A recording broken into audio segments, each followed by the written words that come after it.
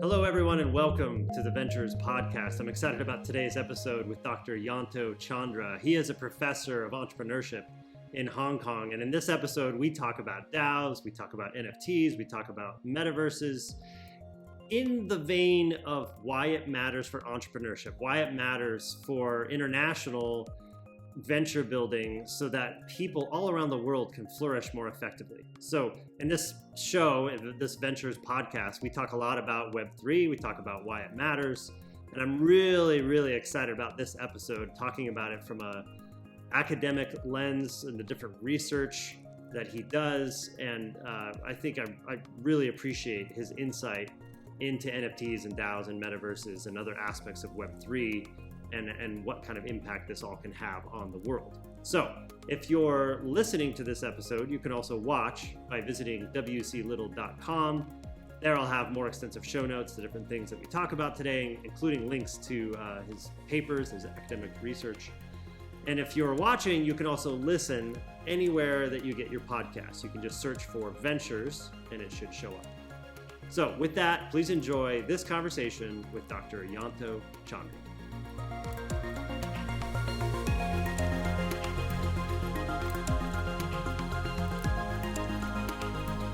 All right, Yanto, welcome to the show.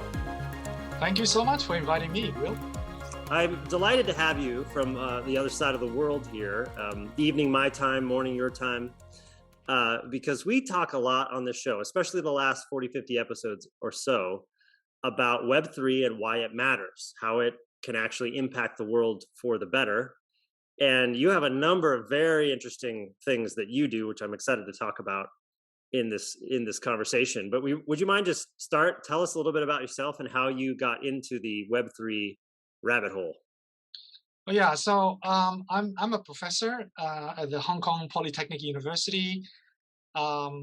I've been doing research on entrepreneurship for a very long time, for maybe close to 15 years by now, since that is actually after my PhD, right? And in the PhD, I was also looking at the phenomena of why small firms can become a very global in a very short time.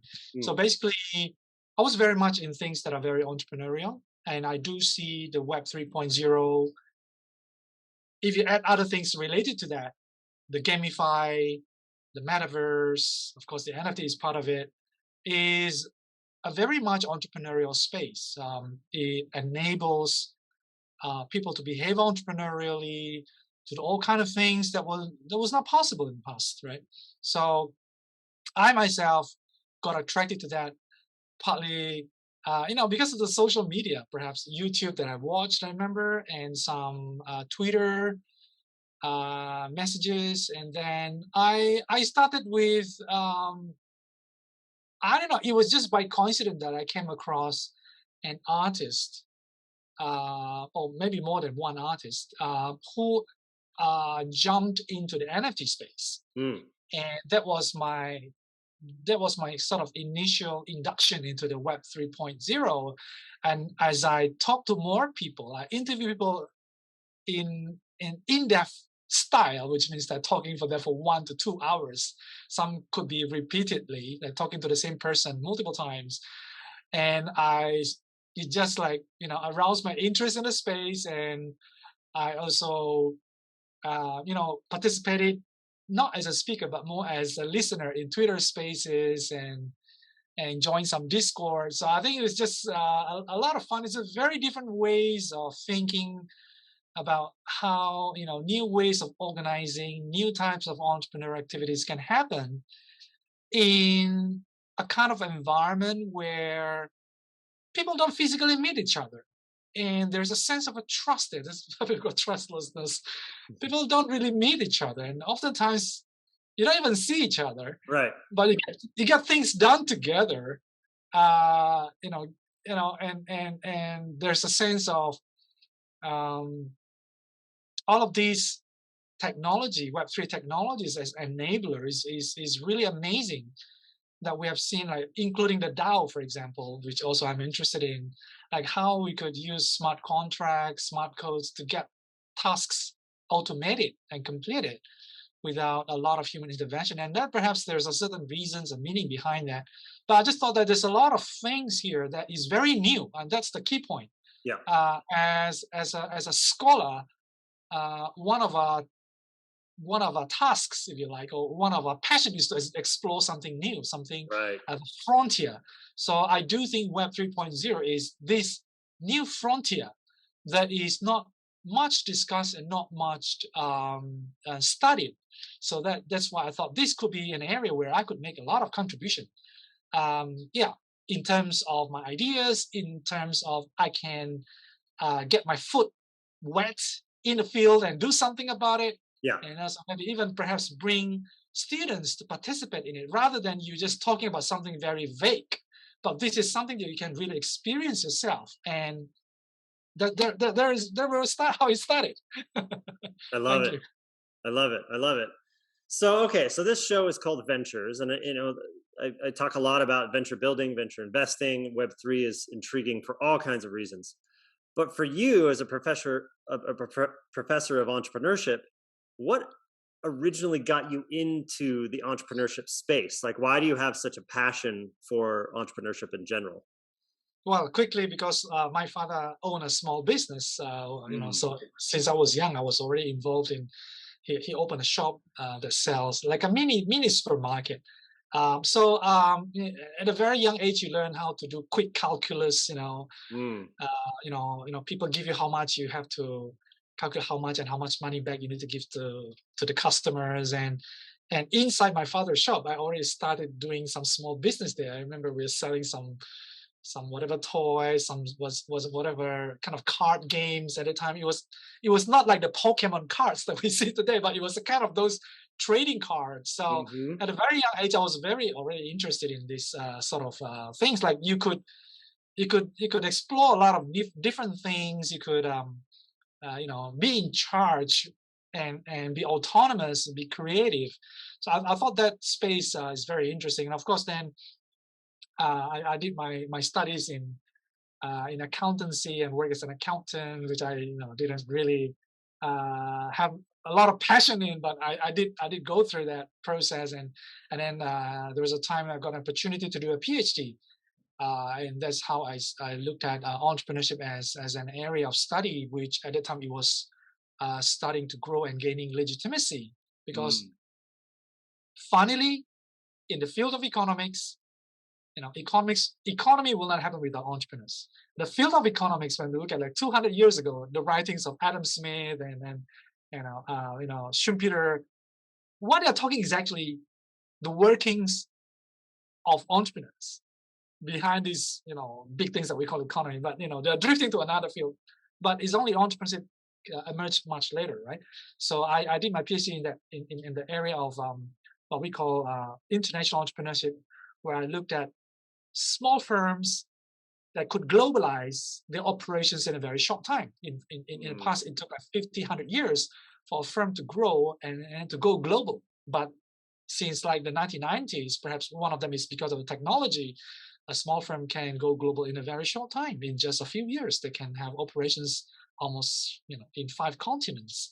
And then, yeah, I continue my research. And then, of course, I have been always interested in technology.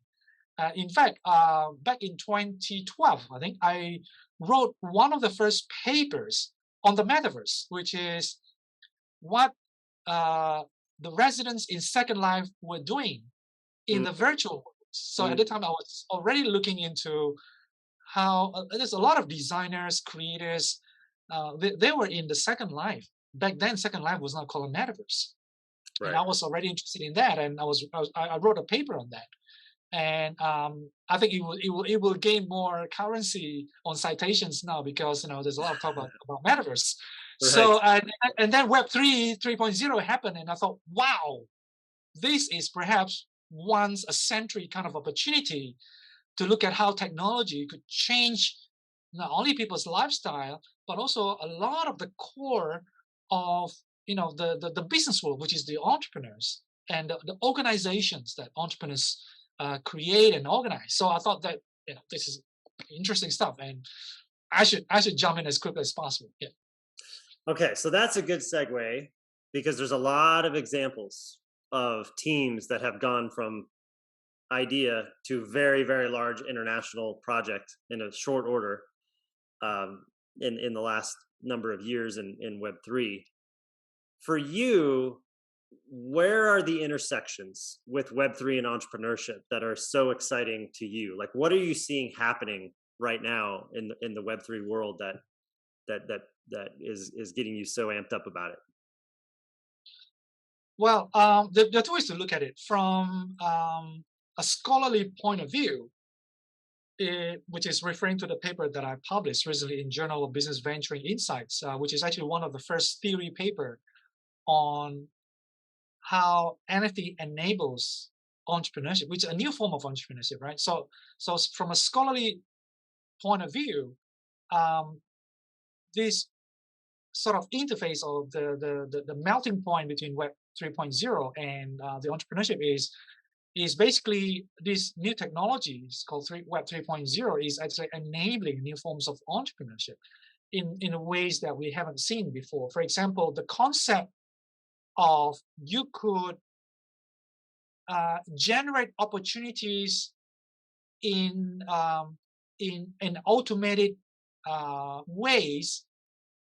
For example, for example, if in the traditional sort of Web 1.0, Web 2.0, or even the physical entrepreneurship, when you sell one thing, you sell it just once, right? So there is only one transaction that is possible to happen. But in a Web 3.0, you always have a primary market, initial market, you have a secondary market. So there are at least two tiers of opportunities. And of course, with the second tier opportunities, it will create more opportunities for everyone to buy and sell. So that's what got the generative potential of entrepreneurship enabled by Web 3.0. You could also have the idea of you could eliminate opportunities. So in entrepreneurship, people say, "Oh, you see opportunity, you create opportunities," but people don't really talk about how you can eliminate opportunities. And this is very, very easy to do. You just burn your NFT. If NFT is the opportunity to make something, to make some income or to make an organizations based on that, you can just burn it, and you can create new ones. So I thought that's fascinating, and this is not almost unthinkable. And there is no theories or talks about you could burn, you could remove, delete, eliminate opportunities. So I think that's kind of a fun kind of things, and also expansion, which I think is really, really important. And this is where it's related to my initial interest in international entrepreneurship, because Web 3.0 is creating a virtual markets for everyone. So I've talked to many, just to start with one of my earliest projects, which are still in progress.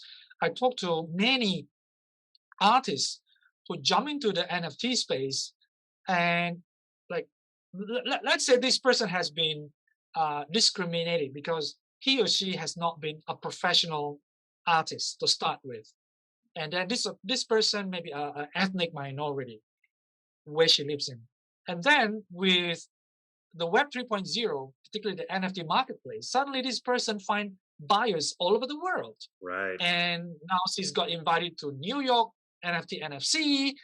She's exhibiting her work in Paris, in Italy, and her collectors are from almost all parts of the world. So you can see an expansion of opportunities for individuals who are previously kind of being shunned from opportunities. So I thought this is, is really cool. This is really, is really changing the world. When we talk about equality, want to make the world a better place. Yeah. People always talk about the negative sides of the NFT, like a lot of rug pulls, pump and dump, and all this. What do you call that?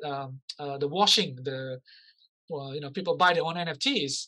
But in fact, there's a lot of positive things that are going on, and this has been overlooked. And I want to tell the stories that people don't really talk about, and people haven't really pay attention to. And I wrote a couple of opinion pieces in newspapers. So I thought this expansion of opportunities for everyone to be virtual entrepreneurs, because when you become virtual entrepreneurs, you can be a virtual entrepreneur as an individual, right? With your crypto wallet, with your account, you could you could sell something as a virtual product or services and everyone can buy.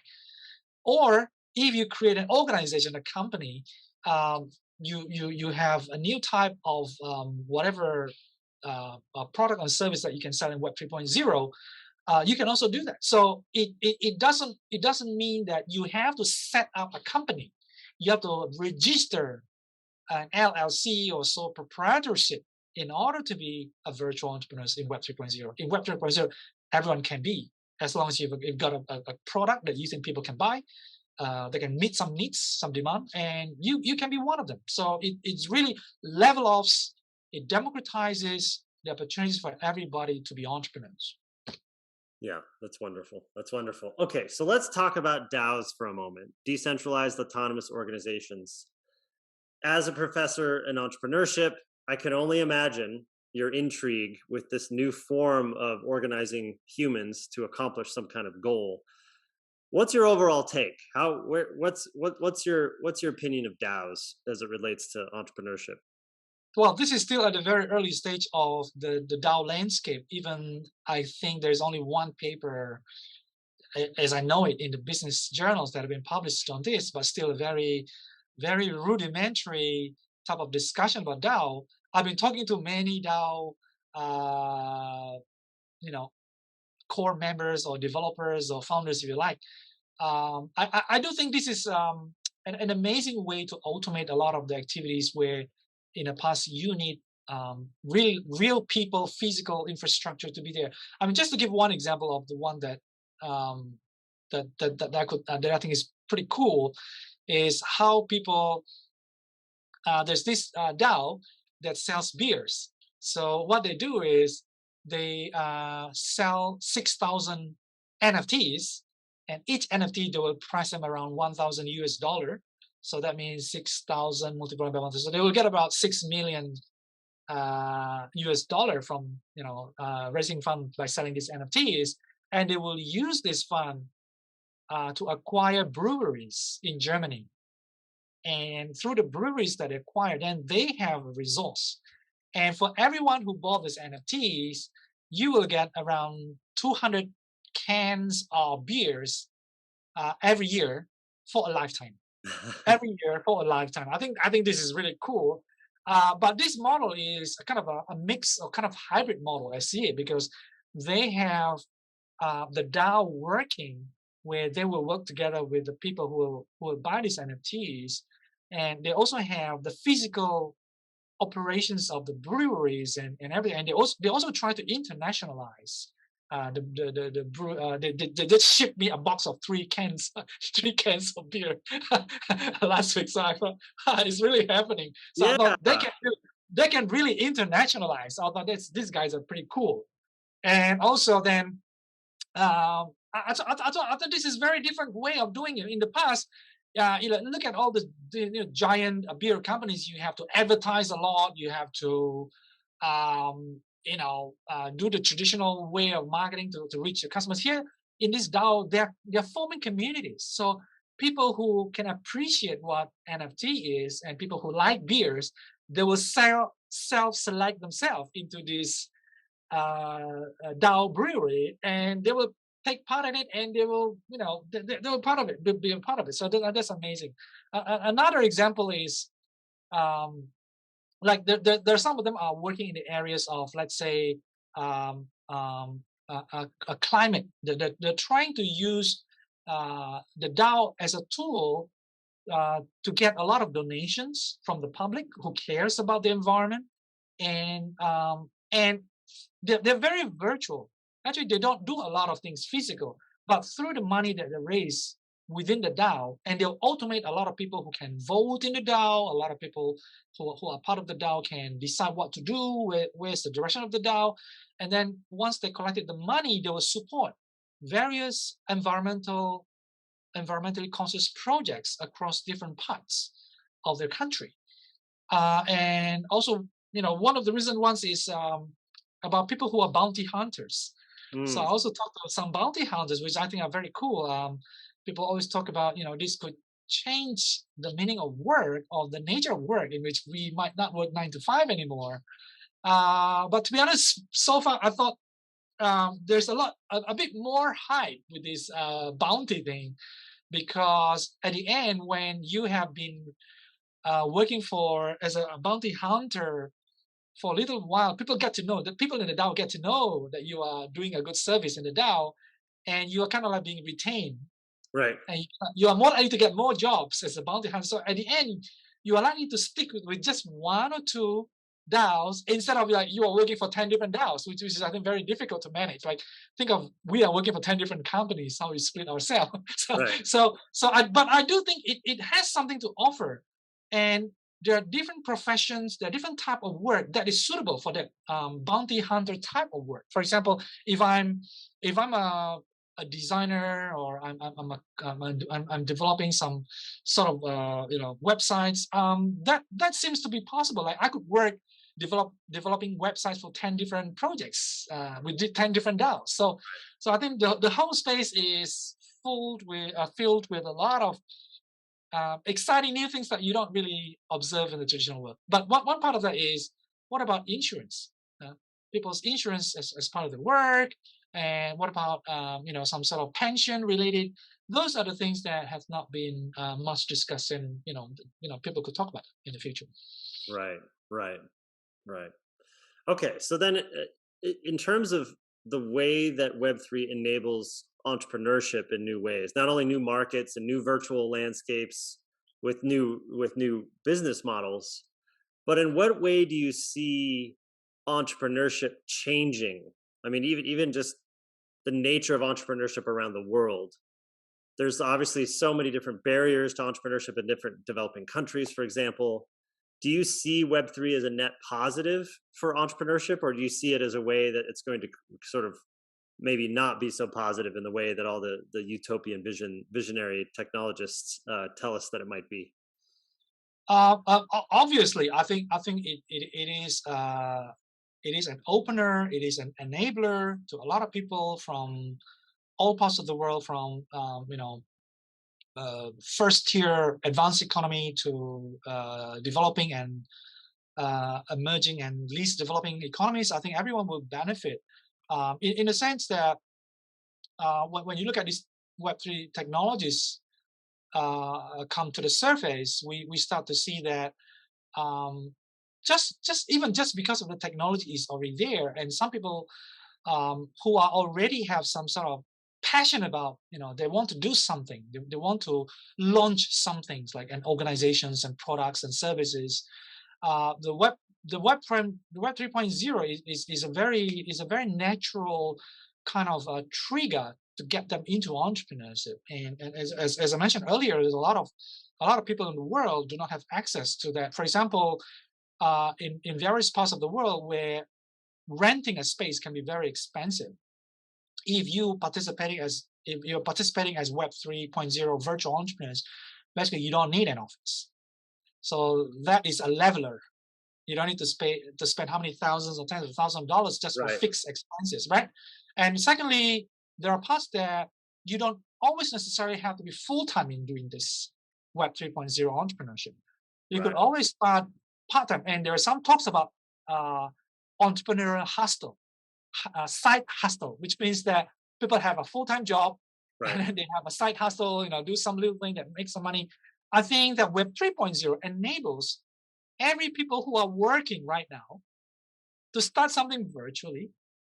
Maybe even your boss will not know it, what you are Right. Right. doing. Right. Whether that is allowed or not, that is a separate issue. But I'm just trying to say that that could be a testing ground for everybody to test your ideas if you have something great to offer to the world, whether you are a writer, whether you are content producer, whether you are selling T-shirts, whether you are selling a new gadgets, whatever it is, you could start in a very small scale in almost completely anonymous sort of approach, and you see how it goes. If it really works, if you think that is where your passion is, if that's the direction that you should go, you could quit your job and do this thing. So I'm just trying to say that there's so much opportunities out there, but it also enables what we call destructive entrepreneurship. And what I mean by destructive entrepreneurship are a lot of these criminal activities So even criminals are entrepreneurs. Criminals, they don't act randomly. They want to optimize their activities so that they can get the most out of the activities they spend, right? So think of people who people who do the hacking, people who are doing, they will not hack something that has no value. They will hack the DAO that has how many hundreds of millions. They will hack, actually, Infinity has 600 over million dollars of in-game currency. So they will hack something that is valuable. So they're so criminals are, or criminal activities are actually entrepreneurial. And this also becoming sort of enabled because of this Web 3.0. And this somehow also create a tainted image or stigmatized image to Web 3.0 somehow. Because people start, when people read the news, they will pay attention to this negative news about Web 3.0. Wow, there's a lot of scam, there's a lot of whitewashing, there's a lot of whatever washing you call it.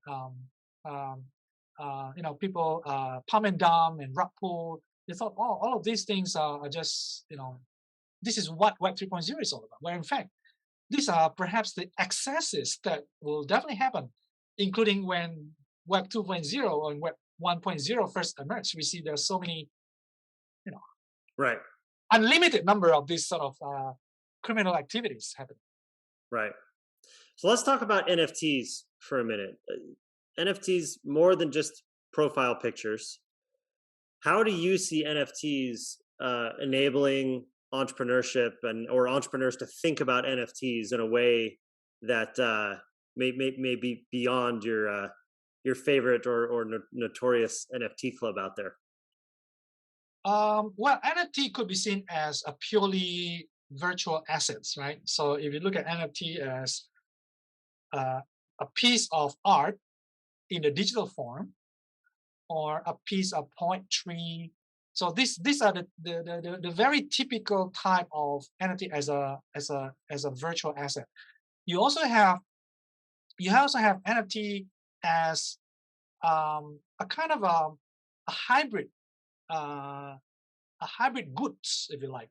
So for example, now we have NFTs for tickets. So you can go to a concert ticket with NFT instead of having a hard copy paper printed as a ticket, which also can cause environmental problems.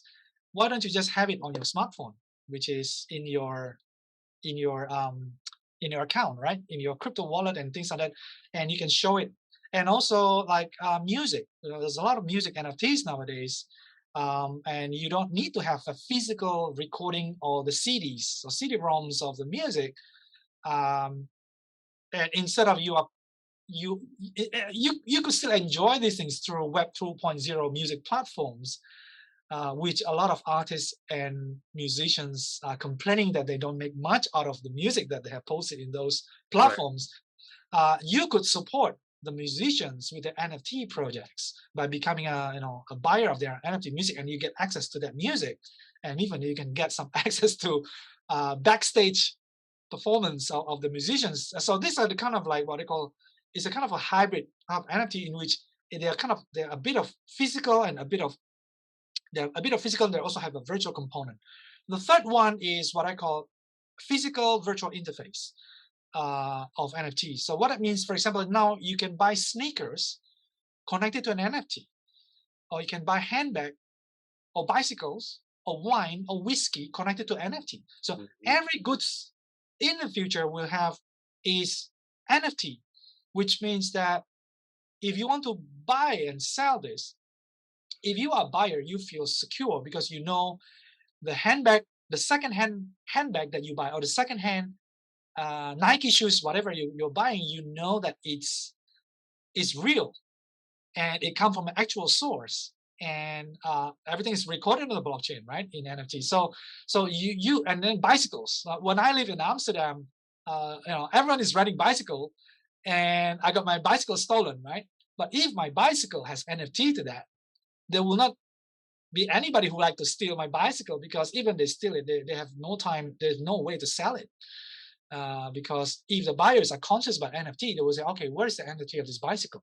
So, and I know there's a bicycle that have this. So I think, so that is the third type. The fourth type, or perhaps I think is the coming one, is how NFT could be a gateway, an asset to the metaverse. So metaverse here, I'm not talking about a specific company, but it's just a virtual world which has a blockchain built on as a foundation.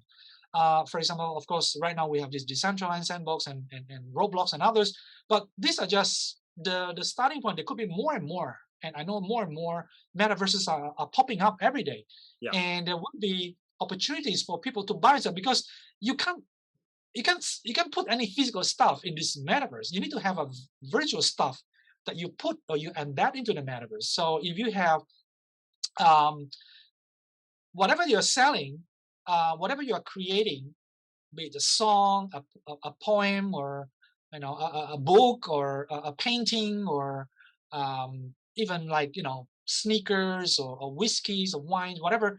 You can have its NFT version that you place inside the metaverse, and that will allow people to see them. And if they want to interact with that, they can interact. And if they want to buy, they can buy from you. So I just think that NFT has all kind of amazing stuff that people haven't really seen. And one other thing is people talk about international trade, right, or international business. And I do think the virtual world via this metaverse will be this new form of international business in which we don't talk of international anymore. We talk about virtual. Because, for example, if I sell my beer, let's say I'm a DAO, I'm a DAO. I operate a DAO, a decentralized autonomous organization that sells beer. I could exist in a metaverse, and I could interact with people. And people like, they can order my DAO through the NFTs, right? The NFT that I sell as part of this beer. And if you own these NFTs through the metaverse, I'm going to be physically sending you, the actual beers to your address. So it's really a connection between the virtual and the physical. However, it's the virtual world is where the international business is happening, because we don't need to have a face-to-face interface all the time, because there's again, people will trust more and more. In the past, people don't trust even putting their credit cards to buy something online, right? People thought that's never possible, but in fact it's really possible, and trust are developing and people trust in the technology. So when people have more trust on this metaverse, people are willing to do this and engage in transaction. And it is through transactions that we have these entrepreneurs and we have this economy going. So yeah. Fascinating. So yeah, this is a good look at from an entrepreneurial lens, from an entrepreneurship professor lens, at DAOs, NFTs, metaverses, and how this could create a very interesting future for us. Any final thoughts or any words, any projects or things that you're working on, or sort of academic thought lines? I know that was like 6 different things, but any final words that you would have for our audience of entrepreneurs listening in, from your perspective? Well, I've certainly have a lot going on, which I will share with you later and with the audience later when I'm in a better position to talk about them. But right now, what I think the urgent issues with Web 3.0 is regulation, right? And I wrote a piece on that about the issues about public responsibility in the crypto sector. Yeah.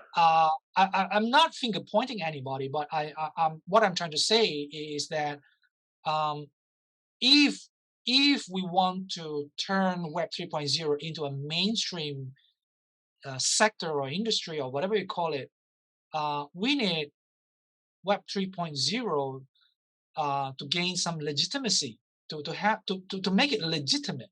And to make it legitimate, we can't let Web 3.0 to be an underground sort of activities, a clandestine activity. So it has to be somehow made. It's already transparent because everything is on the blockchain, right? Whatever you do in the Web 3.0, whether you're buying or selling or creating, but with a bit of clarity in terms of how this Web 3.0 sector will operate. And if people can come to a sort of a consensus to that, that is better. So I don't know whether regulation will be enabling or stifling further innovation in Web 3.0. That is something we could see. The time will tell. But I do think at least people in the Web 3.0 Web0 industry need to come together, need to sit together and set the kind of rules of the game that everyone more or less can agree on. Yeah. Because right now it seems like, I read the book. I read the book by Camilla Russell, the hacker of this Ethereum, which is about the history of the founding of Ethereum, right, by Vitalik and Gavin Wood and Charles Hoskinson and the others.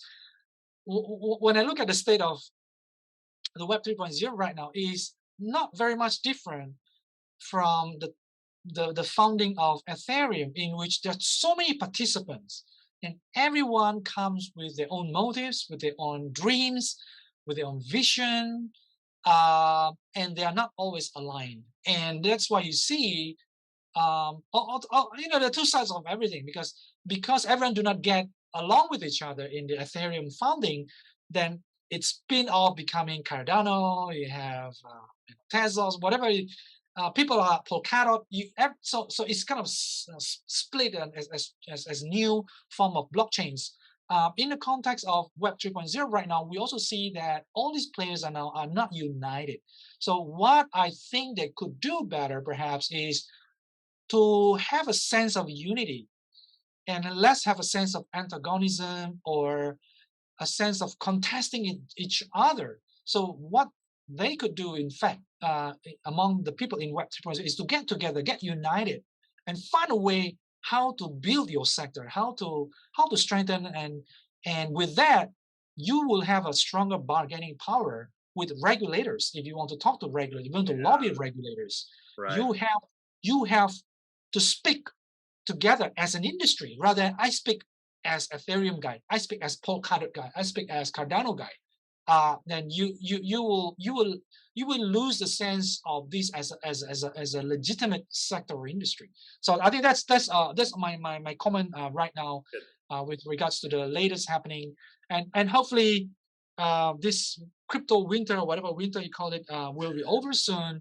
And I do see still there's a lot of venture capital investments is taking place. A lot of people are investing, although it's a little bit down the moment. But I do think at some point it will come back. I don't know when, and it will be very different. It's just like the internet in the 1990s. Just after some years of hype, it will come back to a more reasonable state, and they just keep developing and keep innovating. It's good. It's good. All right. If people wanted to follow up with you on social media or LinkedIn or whatever your preferred platform is, how can people get a hold of you? You can reach me in my Twitter at Yanefted, Yanefted. So at Yanefted, I'm there in Twitter, also in Instagram. I may be in the Discord later, but at least in this Twitter and Instagram first. Wonderful, wonderful. All right, well, Yanto, this has been super insightful. Really, really appreciate your time. Thank you. Thank you so much, Will, for having me, and it's great talking to you.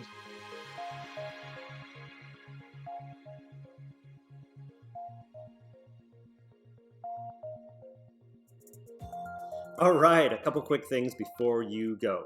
Number one, I have a general newsletter where I write about technology and startups and health science and teaching people to code. And I write about a variety of different subjects that we talk about on this show. So if you go to wclittle.com, there you'll be able to subscribe, and you'll also be able to subscribe to particular topics. If you're just interested in one or a few of them, you'll be notified right when I publish new content in those areas. Number two, my partners and I at Proto Ventures have a portfolio company called Startup Rocket. If you go to startuprocket.com, there you'll be able to receive coaching guides and customize an operations framework for you and your team and your advisors to be on the same page in terms of what is the appropriate next step for you in your entrepreneurial journey.